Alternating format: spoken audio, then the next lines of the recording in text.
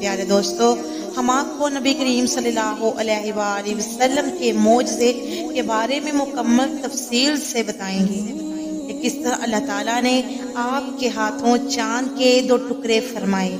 لیکن پہلے آپ کو چند صحابہ کے مصائب بتاتے ہیں جن کا تذکرہ گزشتہ ویڈیو سے چلا آ رہا ہے۔ پیارے دوستو، ایمان لانے والے جن لوگوں پر ظلم ڈھائے گئے، ان میں سے ایک حضرت خباب بن ارت رضی اللہ تعالیٰ عنہ بھی ہیں۔ کافروں نے انہیں اسلام سے پھیرنے کی کوششیں کی مگر یہ ثابت قدم رہے۔ انہیں جاہلیت کے زمانے میں گرفتار کیا گیا تھا، پھر انہیں ایک عورت ام انمار نے خرید لیا۔ یہ ایک لوہار تھی۔ نبی اکرم صلی اللہ علیہ وآلہ وسلم ان کی دلجوئی فرماتے تھے، ان کے پاس تشریف لے جایا کرتے تھے۔ جب یہ مسلمان ہو گئے اور ام انمار کو یہ بات معلوم ہوئی تو اس نے انہیں بہت خوفناک سزائیں دیں اور وہ لوہے کا کڑا لے کر آگ میں گرم کرتی، خوب گرم کرتی، پھر اس کو حضرت خباب رضی اللہ تعالیٰ عنہ کے سر پر رکھ دیتی۔ آخر حضرت خباب رضی اللہ تعالیٰ عنہ نے آپ صلی اللہ علیہ وآلہ وسلم سے اپنی مصیبت کا ذکر کیا تو آپ صلی اللہ علیہ وآلہ وسلم نے ان کے لیے دعا فرمائی۔ نبی اکرم صلی اللہ علیہ وآلہ وسلم کی دعا کے فوراً بعد اس عورت کے سر میں شدید درد شروع ہو گیا۔ اس سے وہ کتوں کی طرح بھونکتی۔ آخر کسی نے اسے علاج بتایا کہ وہ لوہا تپا کر سر پر رکھوائے۔ اس نے یہ کام حضرت خباب رضی اللہ تعالیٰ عنہ کے ذمہ لگایا۔ اب آپ وہ حلقہ خوب گرم کر کے اس کے سر پہ رکھتے۔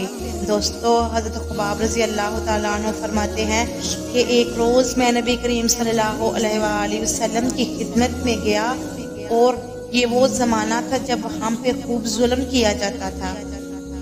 میں نے آپ صلی اللہ علیہ وآلہ وسلم سے عرض کیا، اے اللہ کے رسول صلی اللہ علیہ وآلہ وسلم، کیا آپ ہمارے لیے دعا نہیں فرماتے؟ میرے الفاظ سنتے ہی آپ سیدھے ہو کر بیٹھ گئے۔ آپ کا چہرہ مبارک سرخ ہو گیا۔ پھر آپ صلی اللہ علیہ وآلہ وسلم نے فرمایا، تم سے پہلے امتیوں کے لوگوں پر پہلے اپنے دین کے لیے کہیں زیادہ عذاب برداشت کرنے پڑے۔ ان کے جسم پر لوہے کی کنکریاں باندھی جاتی تھیں جس سے ان کی کھال اور ہڈیاں الگ ہو جاتی تھیں، مگر یہ تکلیف بھی انہیں ان کے دین سے نہ ہٹا سکی۔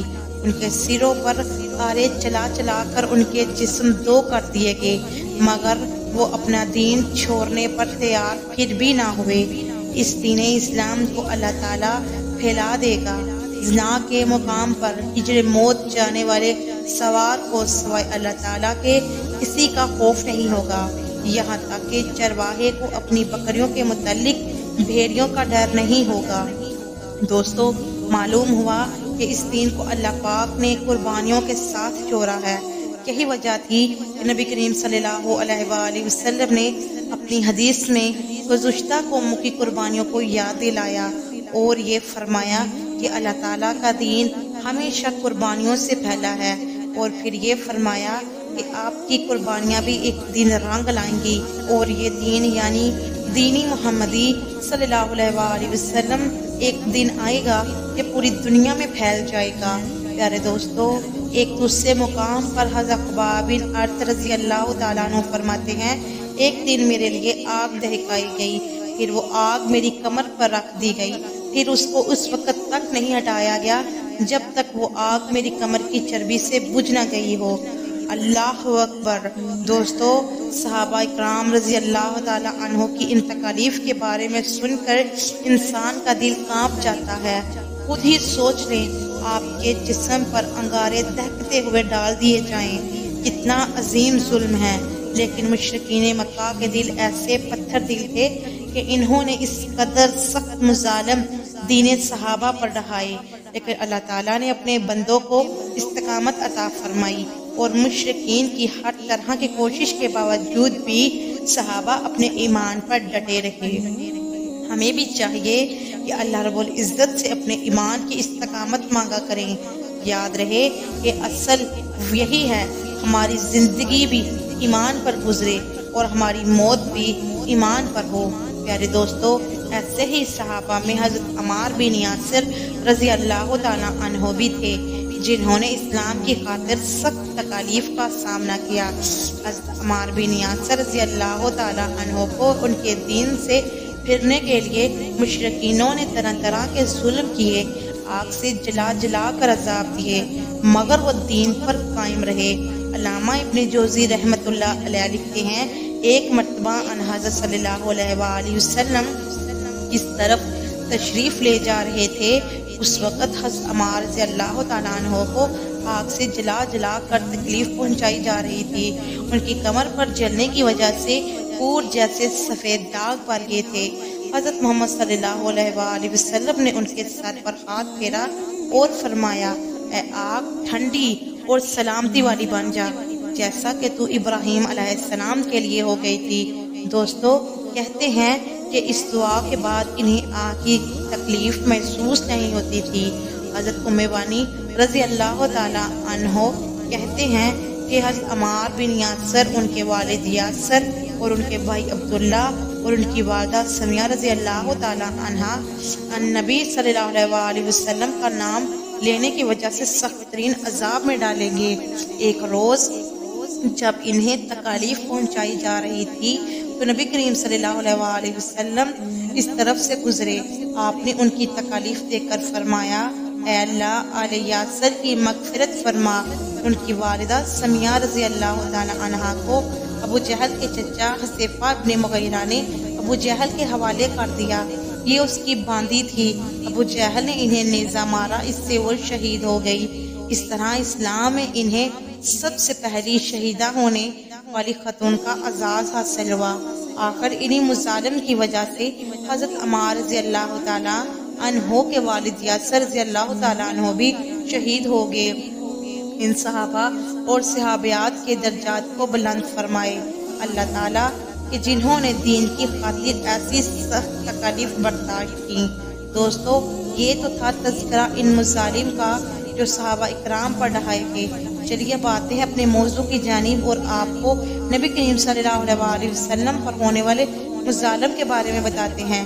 دوستو، آپ کو بتاتے چلیں، آپ ان مظالم اور بدترین حرکات کے ساتھ ساتھ جن کا تذکرہ آپ نے سنا، مشرکین مکہ حضور اکرم صلی اللہ علیہ وسلم سے معجزات کا مطالبہ بھی کرتے رہتے تھے۔ ایک روز ابو جہل دوسرے سرداروں کے ساتھ حضور نبی کریم صلی اللہ علیہ وسلم کے پاس آیا اور بولا، اے محمد، اگر تم سچے ہو تو ہمیں چاند کے 2 ٹکڑے کر کے دکھاؤ، وہ بھی اس طرح کہ ایک چاند کا ٹکڑا ابو قبیس پہاڑ پر نظر آئے اور دوسرا ایوان پہاڑ پر نظر آئے۔ مطلب یہ تھا کہ دونوں ٹکڑے کافی فاصلے پر ہوں تاکہ اس کے 2 ٹکڑے ہونے میں کوئی شک نہ رہ جائے۔ دوستو، کہتے ہیں اس روز مہینے کے 14ویں تاریخ تھی، چاند پورا تھا۔ اب صلی اللہ علیہ وسلم نے ان کی یہ عجیب فرمائش سن کر فرمایا، اگر میں ایسا کر کے دکھاؤں کیا تم ایمان لے آؤ گے؟ انہوں نے یک زبان ہو کر کہا، ہاں بالکل ہم ایمان لے آئیں گے۔ آپ صلی اللہ علیہ وسلم نے اللہ تعالیٰ سے دعا فرمائی کہ آپ کے ہاتھ سے ایسا ہو جائے۔ چنانچہ چاند فوراً 2 ٹکڑے ہو گیا۔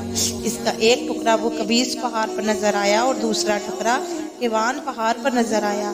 دوستو، اس وقت نبی کریم صلی اللہ علیہ وسلم نے ارشاد فرمایا، لوگ اب گواہی دو۔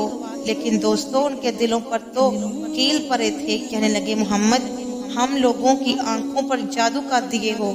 کچھ نے کہا، محمد نے چاند پر جادو کر دیا ہے، مگر ان کے جادو کا اثر ساری دنیا کے لوگوں پر نہیں ہو سکتا۔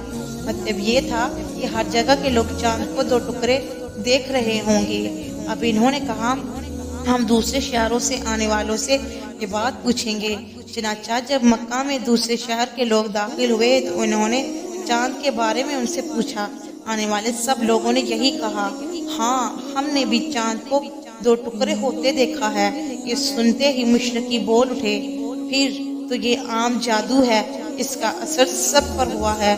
کچھ نے کہا، یہ ایک ایسا جادو ہے جس سے جادوگر بھی متاثر ہوئے ہیں، یعنی جادوگروں کو بھی چاند 2 ٹکڑے نظر آیا ہے۔ پیارے دوستو، اسی پر اللہ تعالیٰ نے سورۃ قمر کی آیت نازل فرمائی، قیامت نزدیک آ پہنچی اور چاند شک ہو گیا، اور یہ لوگ کوئی معجزہ دیکھتے ہیں تو ٹال دیتے ہیں اور کہتے ہیں یہ جادو ہے جو ابھی ختم ہو جائے گا۔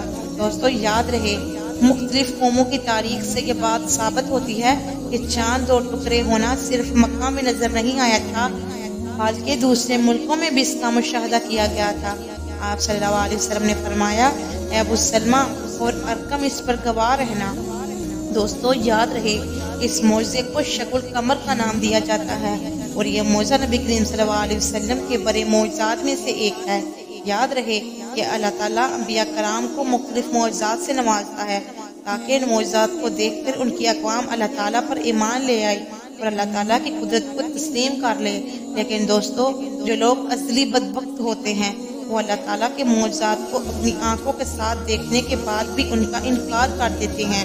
یاد رہے کہ حضرت موسیٰ علیہ السلام کو بھی اللہ تعالیٰ نے کئی معجزات عطا فرمائے تھے تاکہ فرعون اور اس کی قوم اپنی سرکشی کو چھوڑ کر اللہ رب العزت پر ایمان لے آئے اور اللہ کے نبی کو مان کر ان کی پیروی کریں۔